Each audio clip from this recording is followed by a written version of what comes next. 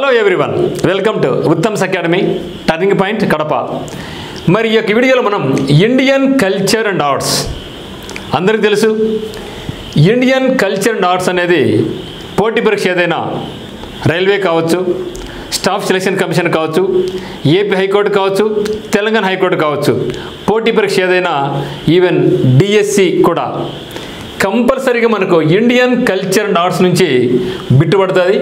మరి నేను ఒక క్లియర్ కట్గా ఒక ఫ్యామిలీ ట్రీ ప్రకారం వేసుకొని పక్కాగా ఒక మార్క్ వస్తుంది. మీరు ఈ విధంగా నేర్చుకుంటే, అంటే ఏ విధంగా నేర్చుకోవాలి, ఎట్లా వెళ్ళాలి, ఎక్కడ స్టార్ట్ చేయాలి, ఎక్కడ ఎండ్ చేయాలి, ఏ టాపిక్లో ఏమేమి చదవాలి, సో నీట్గా ఇది నేర్చుకుంటే మాత్రం ఒక కంప్లీట్ పిక్చర్ మీకు వస్తుందన్నమాట.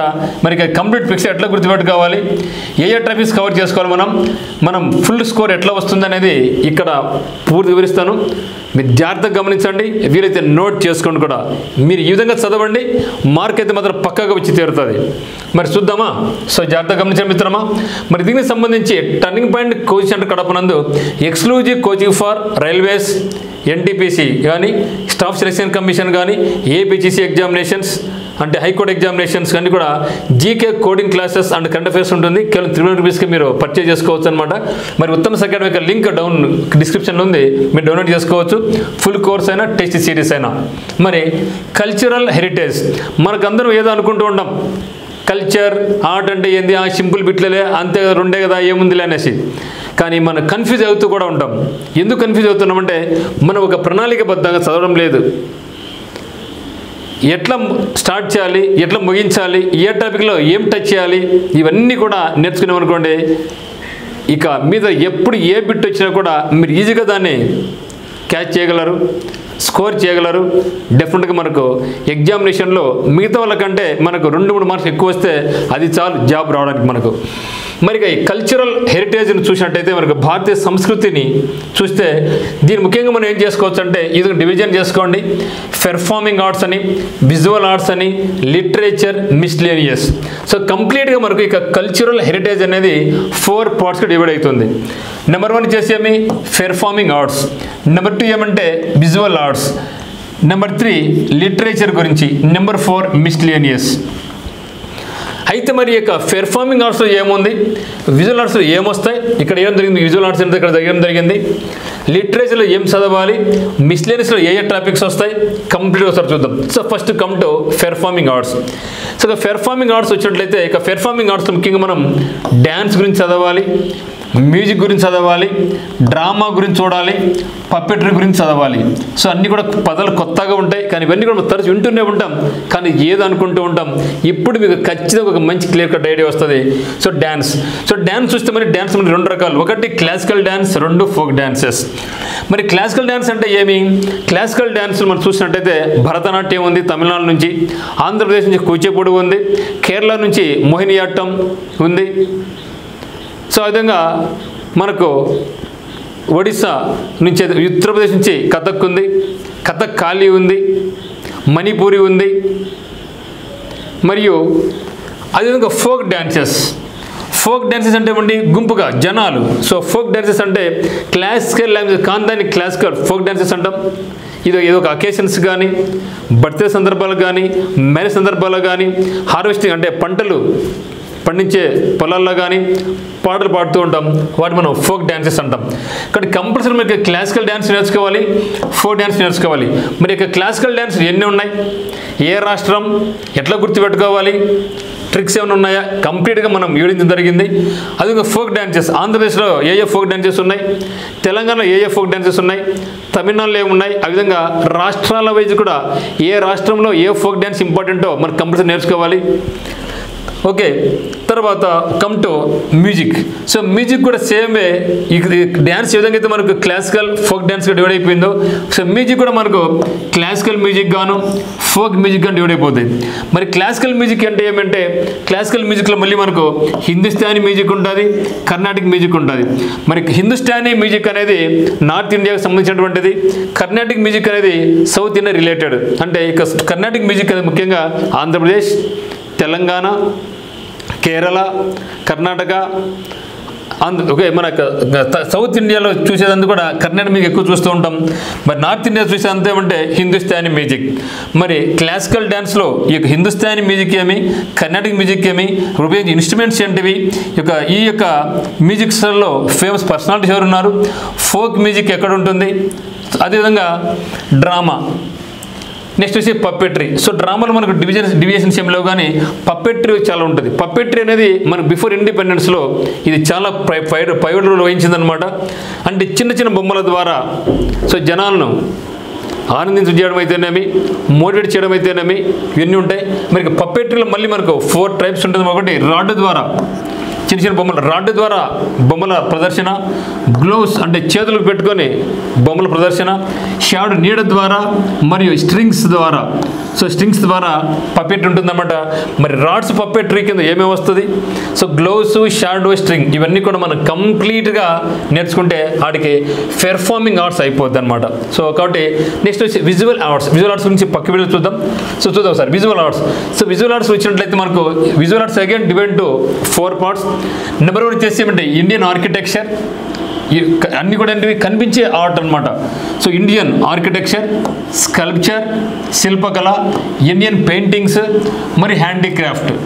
సో ఇవన్నీ కూడా మనకి ఎక్కడ కనిపిస్తుంటే విజువల్ ఆర్ట్స్. ఇవన్నీ అంటే మనకు పెర్ఫార్మ్ చేసేటివి, ఇవి కనిపించే ఆర్ట్. సో దీంట్లో మళ్ళీ ఏమనుకున్నాయి, ఇండియన్ ఆర్కిటెక్చర్ ఉంది, స్కల్ప్చర్ ఉంది, ఇండియన్ పెయింటింగ్ ఉంది, హ్యాండీక్రాఫ్ట్ ఉంది. అయితే మరి యొక్క స్కల్ప్చర్ మళ్ళీ చూసే శిల్ప కళ సంపద అంటే శిల్ప కళ కదా, దాంట్లో మళ్ళీ ఏమనుకుంటే మెటల్ ద్వారా శిల్పకళ ఉండొచ్చు, స్టోన్స్ ద్వారా ఉంటుంది, అదర్స్ ద్వారా ఉంటుంది. సో ఈ 3 మళ్ళీ మనం చూడాలి. అంటే స్కల్ప్చర్ కింద మెటల్ స్కల్ప్చర్, స్టోన్స్, అదర్స్ చూడాలి. మరి ఇండియన్ పెయింటింగ్స్ చూసినట్టయితే ఇండియన్ పెయింటింగ్స్ ప్రీ హిస్టారిక్లో ఎట్లుంది, classical painting, folk painting, modern అంటే ప్రజెంట్ పెయింటింగ్స్ ఏ విధంగా ఉన్నాయి, ఇవన్నీ కూడా మనం ఇండియన్ పెయింటింగ్ చూడాల్సి ఉంటుంది. Pre historic, classical, folk, modern ఇవి ఇక్కడ ఇండియన్ పెయింటింగ్. తర్వాత హ్యాండీక్రాఫ్ట్స్, చేతి పనులు, చేతి వృత్తులు అంటే మనం కలంకారీ అని, జమీందారీ అని, కాంచీపురం బట్టలు ఇవన్నీ ఉంటాయి కదా, ఇవన్నీ కూడా మనకు హ్యాండీక్రాఫ్ట్ కింద మనకు వస్తాయన్నమాట. తర్వాత లిటరేచర్ చూసినట్టయితే సంస్కృతి, భాషలు. ఇక్కడ లిటరేచర్ చూసినట్టయితే మనకు Vedic literature, Buddhist literature, others religions, others. So అక్కడ literature divide into Vedic literature, Buddhist and others religions. అంటే ఇక్కడ బుద్ధిజం, జైనిజం అవి వస్తాయన్నమాట. తర్వాత అదర్స్. తర్వాత మిస్లేనియస్లో మనం ఏం చదవాల్సి ఉంటుందంటే all religions, Hinduism, Buddhism, Jainism, Christianism, Zoroastrism, okay, Islamism ఇవన్నీ కూడా చదవాల్సి ఉంటుంది. అదేవిధంగా ఇన్స్టిట్యూషన్స్, అకాడమీస్ అంటే ఓల్డెన్ డేస్లో యూనివర్సిటీస్ ఇవన్నీ కూడా మనం ఇక్కడ చదువుతాం. తర్వాత ఇండస్ వ్యాలీ సివిలైజేషన్ గురించి, మనకి క్యాలెండర్ గురించి. క్యాలెండర్స్ ఎన్ని రకాలు ఉన్నాయి, ఇండియాలో ఏ క్యాలెండర్ ఉపయోగిస్తారు, గ్రిగోరియన్ క్యాలెండరా, సెకాయరా క్యాలెండరా, ఇవన్నీ కూడా ఇక్కడ నేర్చుకుంటాం. టోటల్ మొత్తం 4 టైప్స్ ఆఫ్ క్యాలెండర్స్ మనకు ఉన్నాయన్నమాట. అవన్నీ కూడా ఏంటివో అన్ని కూడా మనం ఇక్కడ చూస్తాం. సో కాబట్టి ఇక్కడ మిస్లేనియస్లు అంటే కల్చరల్ హెరిటేజ్లో మిస్లేనియస్ పాటల్లో భాగంగా రిలీజియన్స్ చూడాలి, next institutions, Indus valley civilisation and calendars ఇవన్నీ కూడా ఇక్కడ మనం చూస్తాం అనమాట. సో ఓవరాల్గా మనకు కల్చరల్ హెరిటేజ్లో ఇవన్నీ ఉంటాయి. మళ్ళీ 1 by 1 సార్ చూద్దాం మళ్ళీ. సో కాబట్టి విజువల్ ఆర్ట్స్లో కూడా మనకు Indian architecture, sculpture, Indian painting, handicraft. మరి ఒకసారి ఇక్కడ మనం గమనించినట్లయితే డ్యాన్స్ అంటే ఏంది. సో డ్యాన్స్ మన టైప్స్ ఏమంటే మనకు డ్యాన్సర్ వచ్చేసి మళ్ళీ 2 టైప్స్ ఉంటుంది, క్లాసికల్ డ్యాన్స్ ఉంటుంది, ఫోక్ డ్యాన్స్ ఉంటుంది, చూసాం ఇప్పుడే. తర్వాత మ్యూజిక్లో కూడా మనకు క్లాసికల్ మ్యూజిక్ ఉంటుంది, ఫోక్ మ్యూజిక్ ఉంటుంది. క్లాసికల్ మ్యూజిక్లో వచ్చేదే కర్ణాటక మ్యూజిక్, హిందుస్థానీ మ్యూజిక్. మరి ఫోక్ మ్యూజిక్ అంటే ఏంటివి, తర్వాత క్లాసికల్ మ్యూజిక్లో ఇంపార్టెంట్ పర్సనాలిటీస్ ఎవరు ఉన్నారు ఇవన్నీ కూడా చూద్దాం. తర్వాత లాంగ్వేజ్ గురించి, క్లాసికల్ లాంగ్వేజెస్ ఎన్ని ఉన్నాయి, అఫీషియల్ లాంగ్వేజెస్ ఉన్నాయి. మరి క్లాసికల్ లాంగ్వేజ్ 8, 9 ఏవి ఎట్లా గుర్తుపెట్టుకోవాలా అన్నీ కూడా మనకు టర్నింగ్ పాయింట్లు మీకు క్లియర్ కట్ చెప్పడం జరుగుతుంది. మన యొక్క ఉత్తమ్ అకాడమీ యాప్ నందు కూడా కంప్లీట్ డీటెయిల్స్ క్లియర్ కట్గా మీకు ఎటువంటి డౌట్ రాకోకుండా నీట్గా మీకు కంప్లీట్గా వివరించడం జరిగిందనమాట. మరి అదేవిధంగా చూస్తే ఇక్కడ dancers, classical dancers, folk dancers, important personalities, famous musicians, music ఉంది కదా, ఇవి మ్యూజిషియన్స్, ఫేమస్ మ్యూజిషియన్స్ ఎవరున్నారు, వాళ్ళు దేంట్లో ఫేమస్, తబలానా, తర్వాత వైలినా, ఇట్లా ఏదైనా కావచ్చు. ఒక డ్యాన్సెస్ పరంగా కావచ్చు, మ్యూజికల్ పరంగా కావచ్చు, లాంగ్వేజ్ పరంగా కావచ్చు. సో ఫేమస్ రైటర్స్ మనకు పూర్వకాలం నుంచి వేమన కావచ్చు, మనకు రామాయణాలు కావచ్చు, మొలరామాయణ కావచ్చు, వాల్మీకి కావచ్చు, ఈ విధంగా వాళ్ళు రచించారు. ఫేమస్ రైటర్స్ అందరూ కూడా పాత వాళ్ళు, మిడిల్ వచ్చిన వాళ్ళు, ఇప్పుడు వాళ్ళు ఎవరైనా కావచ్చు. తర్వాత famous instruments, tabla, violin, guitar. So వాటిలో దాంట్లో ఏది వాడతారు, ఏ వాయిద్యం వాడతారు, దాంట్లో ఫేమస్ పర్సనాలిటీ ఎవరున్నారు, ఫేమస్ ఉమెన్ పర్సనాలిటీస్ ఎవరున్నారు, ఫేమస్ మెన్ పర్సనాలిటీస్ ఎవరున్నారు, ఇక డ్యాన్సెస్, దీంట్లో ఏ డ్యాన్స్ ఎవరు ప్రాముఖ్యులు, ఇవన్నీ కూడా మనం చూడవలసి ఉంటుంది. అదే మ్యూజికల్ ఇన్స్ట్రుమెంట్స్ చూసినట్టయితే మ్యూజికల్ ఇన్స్ట్రుమెంట్స్ మళ్ళీ మనకు 4 రకాలు ఉన్నాయి. చూసారా?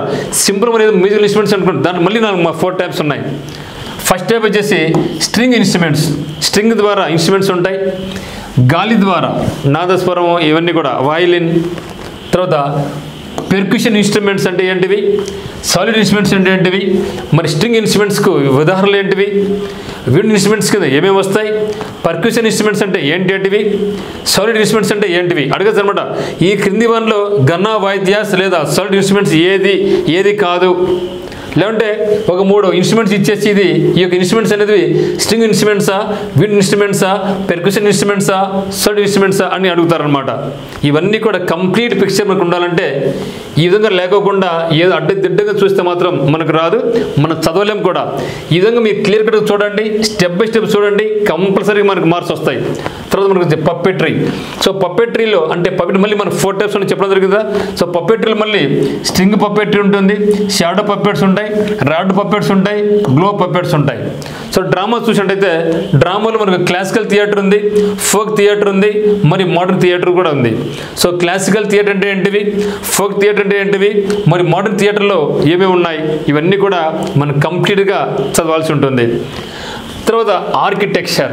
సో ఆర్కిటెక్చర్ మనకు ఒక బిట్టు వచ్చింది అంటే ఒక స్తూపం గురించి కానీ, సాంచి స్తూపాన్ని కానీ, మీ కుతుబ్ మీనార్ అయితేనేమి ఇక్కడ వచ్చినాయంటే కంపల్సరీ అవన్నీ కూడా మనం ఆర్కిటెక్చర్లో చూస్తాం.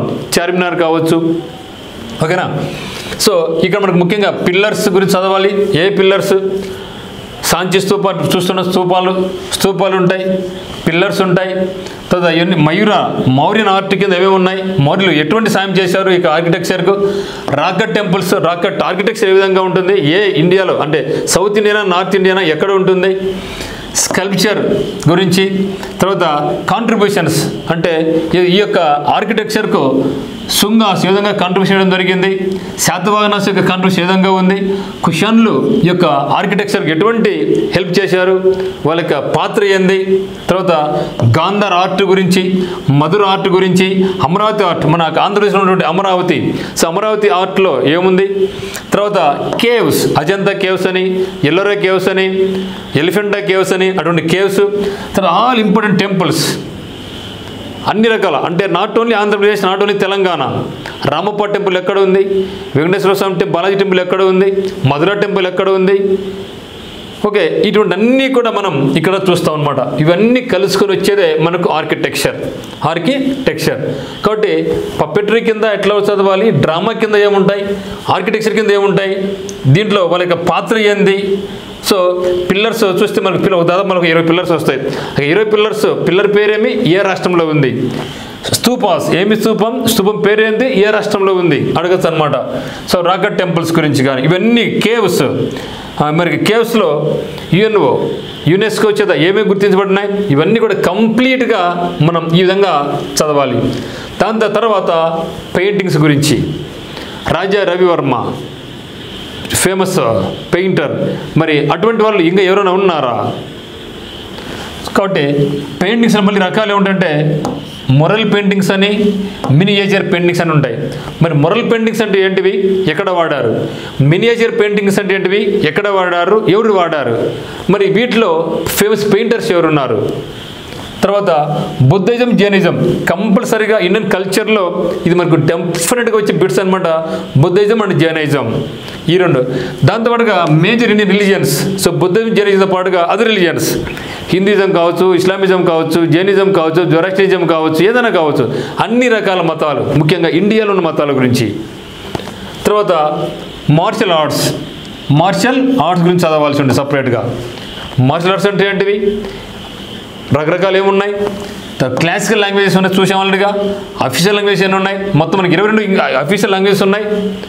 22 అఫీషియల్ లాంగ్వేజ్లో ఏ షెడ్యూల్ ఉన్నాయి, ఏది ఎప్పుడు చేర్చబడింది, మరి క్లాసికల్ లాంగ్వేజ్ ఎన్ని ఉన్నాయి, తెలుగు క్లాసికల్ లాంగ్వేజే కాదా, మరి క్లాసికల్ లాంగ్వేజ్ ఉన్నటువంటి లక్షణాలు ఏంటివి, మరి ఒక భాషకు క్లాసికల్ లాంగ్వేజ్ హోదా వస్తే వచ్చే బెనిఫిట్స్ ఏంటివి, ఇవన్నీ కూడా మనం ఇక్కడ చదువుతాం అనమాట. తర్వాత పెయింటింగ్స్, వీవింగ్ బట్టలు నేయడం, ఎంబ్రాయిడింగ్ కుట్టడం, ఇవన్నీ కూడా మనం నేర్చుకోవాల్సి ఉంటుంది. సో పెయింటింగ్స్ గురించి, వీవింగ్ గురించి, ఎంబ్రాయిడరీ వర్క్స్, స్టైల్స్, ఇవన్నీ కూడా మనం క్లియర్ కట్గా ఇక్కడ చూడాల్సి ఉంటుంది. సో ఇది మిత్రం, ఇవన్నీ కూడా నేర్చుకుంటే మనకు ఏ బిట్టు కూడా పక్కపోయే అవసరమే లేదు. సో మీరు ఇవన్నీ కూడా జాగ్రత్తగా చూసుకొని మీరు కూడా ఫ్రేమ్ చేసుకొని ఒక స్క్రీన్ షాట్ తీసుకొని ఈ విధంగా మీరు చదవండి. మనకు బిట్టు పక్కకు పోయే ఇంకా ప్రసక్తే ఇంకా లేదు. సో ఇది కంప్లీట్గా మీకు నేను వివరిస్తాను. మనకు ఉత్తమ్ అకాడమీ యాప్ నందు కూడా మీకు ఫుల్ కోర్స్ లభిస్తుంది. సో మీకు నచ్చితే ఈ యొక్క video please share and subscribe our channel. So join our WhatsApp group. మనకి వాట్సాప్ గ్రూప్లో జాయిన్ అయితే మీకు చాలా బెనిఫిట్స్ ఉంటాయి. మీకు దీనిలో జాయిన్ కావాలంటే ఏం చేయాలంటే మనకి నెంబర్ 8688080802కి సింపుల్గా యాడ్ మీ మాకు మెసేజ్ పెడితే మేము గ్రూప్లో యాడ్ చేస్తాం ఉత్తమ్ అకాడమీ 5 క్లబ్లో. సో మీకు ఆన్లైన్ కోర్స్ కలిసిన వాళ్ళు ఉత్తమ్ అకాడమీ యాప్ డౌన్లోడ్ చేసుకోండి. ఇక్కడ ఇది మీకు ఇచ్చే జీకే అనేది ఆర్ఆర్బీ పరంగా, ఎస్ఎస్సీ పరంగా, హైకోర్టు పరంగా మీకు చాలా ఉపయోగపడుతుంది. అదేవిధంగా మీకు సంబంధించి ఆర్ఆర్బీ, ఏపీఎఫ్సీ అంటే ఆంధ్రప్రదేశ్ హైకోర్టు సంబంధించి స్టాఫ్ సెలక్షన్ కమిషన్ గురించి అనేక రకాల పోటీ పరీక్షలకు స్టాటిక్ జీకే కోడింగ్ విధానంలో మరి static GK and current affairs కలిపి మీకు కేవలం 300 రూపీస్కి మీకు అందిస్తాను అనమాట, ఇంక్లూడింగ్ మోడల్ ఎగ్జామినేషన్స్. సో నచ్చిన వాళ్ళు మనకు కోర్స్ పర్చేజ్ చేసుకోవచ్చు. కంపల్సరీగా మీకు ఈ యొక్క వీడియో నచ్చుతుంది అనుకుంటున్నాను. ఒక లైక్ చేయండి, షేర్ చేయండి, కంపల్సరీగా సబ్స్క్రైబ్ చేసుకోండి. డెఫినెట్గా మీకు రైల్వే ఎగ్జామినేషన్స్ వరకు కూడా మీకు ఇటువంటి మంచి వీడియోస్ మీకు అందిస్తూ ఉంటాం. Thank you for watching.